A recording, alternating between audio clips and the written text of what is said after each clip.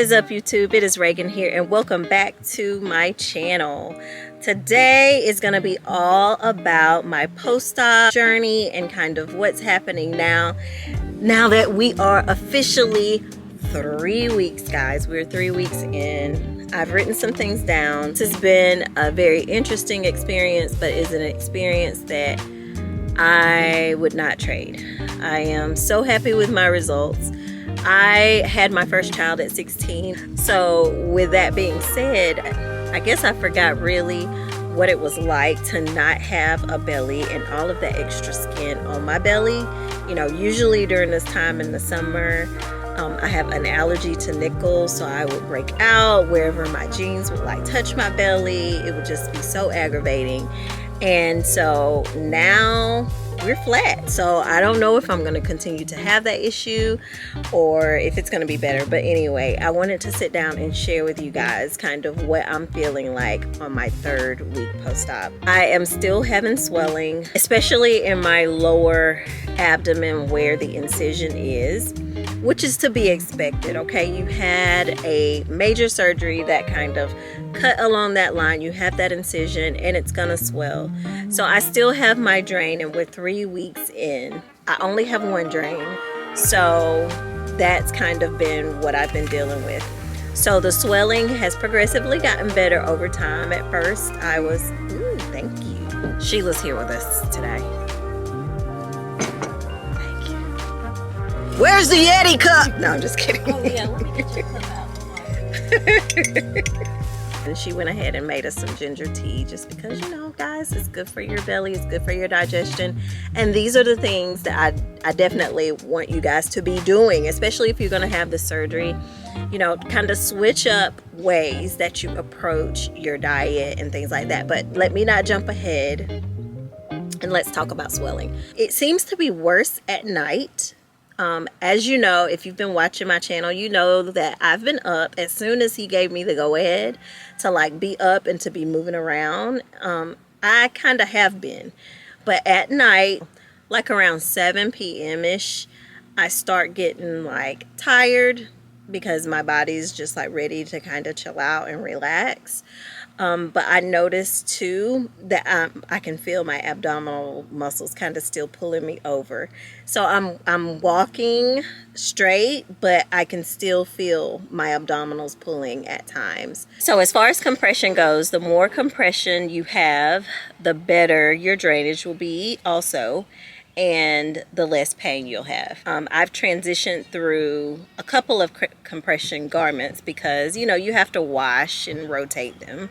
You know, when one is in the wash, you have to wear the other one. So out of my 3 garments currently, there is one that's the absolute best. My Faja is the absolute best at really like compressing what it needs to compress and like giving you that shape that you need.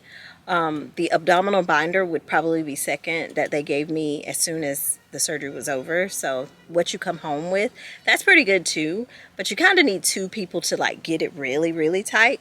And then the third, as far as compression go, would be the ACE bandage.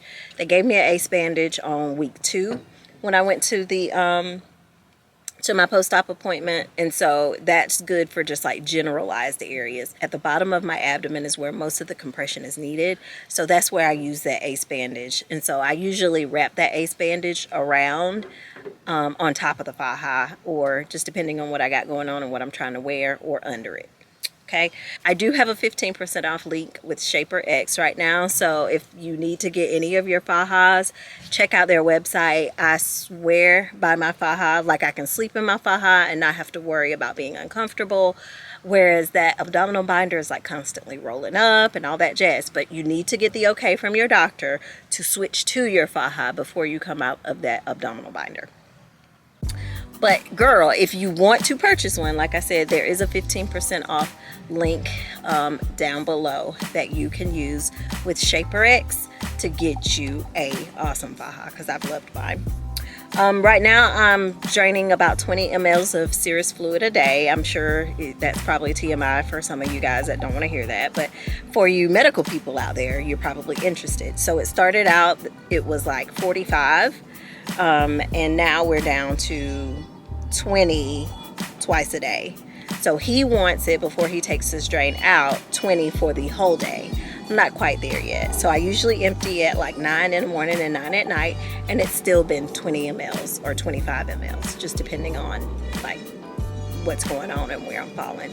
So I'm really staying consistent with like keeping my compression like really tight. I have a physical corset on today. I don't know if you can see, but yeah. So with the steel boning in it. This was one that was like my first corset that I purchased years ago, and it's really good too. So I'm wearing that today. You have increased pain without compression, and I'm still sleeping in a elevated position. So I'm still sleeping upright kind of.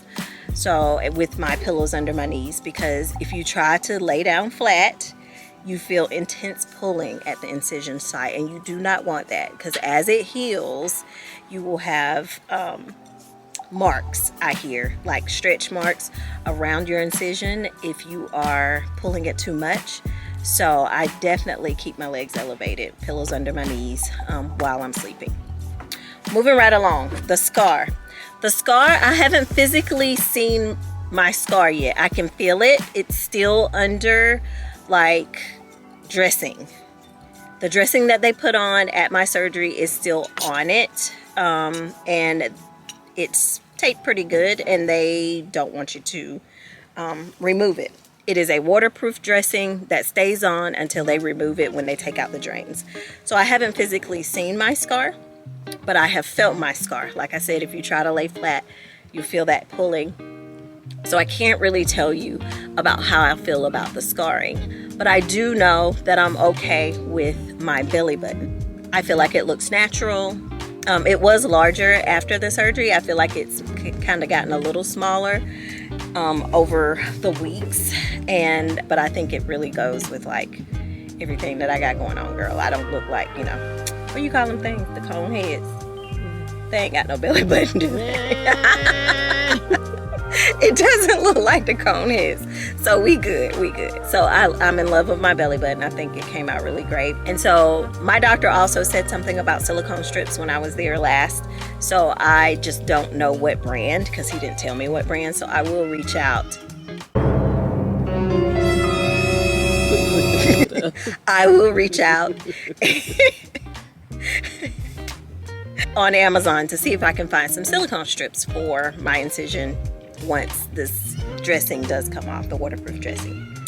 The next thing that we need to talk about is diet, y'all. Okay, so I'm just gonna be real.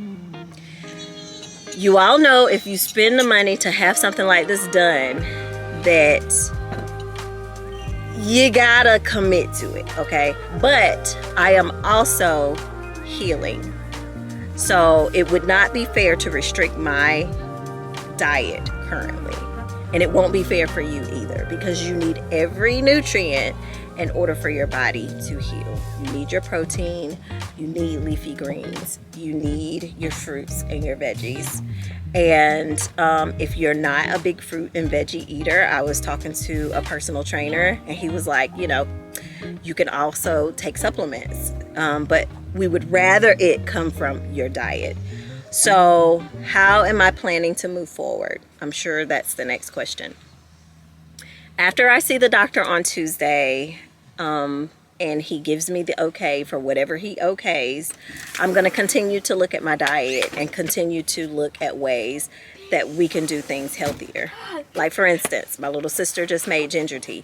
Ginger tea is going to help with your digestion. It's also going to help with constipation and just keeping your overall digestive tract cleaned out. It's going to help fight off inflammation. So just adding things to your diet that pack a punch is going to be key. So high fiber, high protein, high vitamin C for wound healing, okay? So don't exclude anything from your diet, but do not go crazy on things that are just like empty calories. It's like sodas, high sugar juices, candies, cakes, pies, things like that. Have that in moderation if you're going to have it, but don't just be piling up on things that are unhealthy. Greasy food, milkshakes, what else? Gummy bears, you know, all that bull crap, okay? No cheesecake, stuff like that. Only things that's going to add to your diet. hydration. Now this is one that I would say is very important to your healing because it helps keep things moving in your body, whether it be your bowels, whether it be your cells to produce healing. You want to stay hydrated, and it has been the hardest thing for me because I like to have something specific that I have my water in if I'm going to drink it. So I came over here today because I left my stainless steel cup over at my sister's house, so I came to pick it up so I can drink more. If it's in a plastic bottle, I find it harder for me to keep up with. So what encourages me to drink more water is my built stainless steel cup. It acts like a Yeti. It's not a Yeti, but she got Yeti heart, okay? $9 from Walmart. I keep it filled with water and I drink it and refill it and keep it moving. I have a product called Liquid IV. It has all of the electrolytes in it to rehydrate your body, and I've heard that people like that as well. I haven't tried it. I do have some at home that was given to me, so I will be trying that later on, but it is something that you can use as a water additive. Emergency is another thing that I have been using, though, to add more vitamin C to, you know, my body. Emergency does have high vitamin C, which helps with wound healing, so you want that. So you want to make sure that you're hydrating. Hydrate, hydrate, hydrate throughout your recovery, okay? And then last but not least is activity. So the doctor told me that some light activity helps that drainage and encourages that drainage to keep coming out. And so therefore, since I still have my drain, I've been trying to stay active, whether it be, you know, taking a light, you know, walk outside, or, you know, just kind of walking around the pool, or, you know, just walking around in the house, doing like housework, you know, things like that. So I have tried to stay active. I think that's it. Like I said before, I would not change this for the world. Like, this means the world to me, to be able to feel just lighter. My weight is down. I was 164 pounds and now I'm 154 pounds. So a total of 10 pounds have been lost.